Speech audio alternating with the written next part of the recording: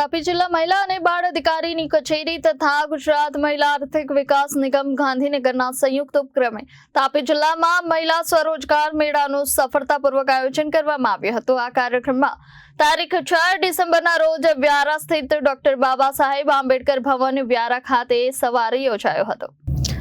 આ સ્વરોજગાર મેળામાં તૃપ્તિબેન પટેલે મહિલાઓ અને દીકરીઓની ઉપસ્થિત નોકરીદાતાઓના સ્ટોલ ઉપર સંપર્ક કરી ઉમેદવારી નોંધાવવા સૂચન કર્યું હતું તેમજ રોજગારી પ્રાપ્ત કરી આર્થિક રીતે પગભર થઈ ઉજ્જવળ ભવિષ્ય માટે શુભેચ્છા પાઠવી હતી।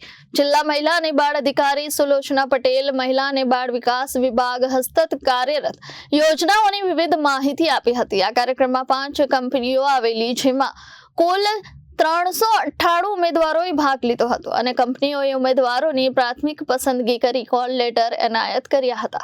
મહિલા સ્વાવલંબનના લાભાર્થી રીનાબેન ધર્મેશભાઈને 1 લાખની લોનની સહાય આપવામાં આવી હતી।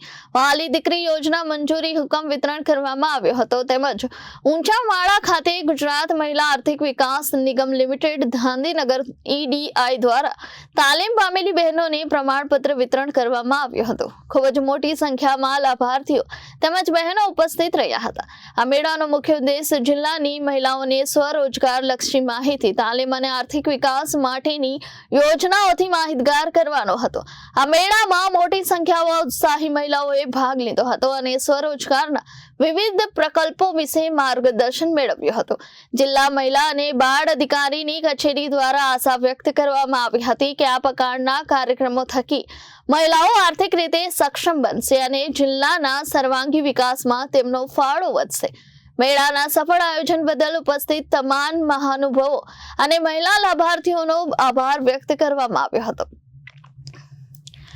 મહિલા અને બાળ વિકાસ પ્રવૃત્તિ જિલ્લા પંચાયતના અધ્યક્ષ તૃપ્તિબેન પટેલ, જિલ્લા મહિલા અને બાળ અધિકારી સુલોચના પટેલ, જિલ્લા ઉદ્યોગ કેન્દ્રના આસિસ્ટન્ટ કમિશનર સંદીપભાઈ પટેલ, RCTના દેવેનભાઈ ગામિત, લીડ બેંક વતી અનિલભાઈ ગામિત તેમજ LICના બ્રાન્ચ મેનેજર અને અન્ય પ્રતિનિધિઓ ઉપસ્થિત રહ્યા હતા। મારું નામ સલોનીબેન આશીષભાઈ ગામિત, હું ઊંચામાળાથી છું। ત્યાં મહિલા અને બાળ વિકાસ અધિકારી કચેરીમાંથી અમને જે ઇમિટેશન જ્વેલરીની તાલીમ આપવામાં આવી હતી તે અમને અલ્પાબેને આપી હતી અને અમે ત્યાં ઘણી બધી બહેનોએ તાલીમ લીધી હતી। તેમાંથી કામ કરતા અલ્પાબેનને મારું કામ ગમ્યું હતું અને એમણે મને એમની કલર્સ ડ્રોપ કંપનીમાં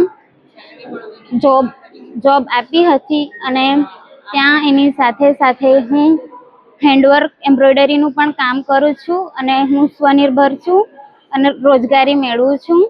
bureau report Janadesh news Tapi.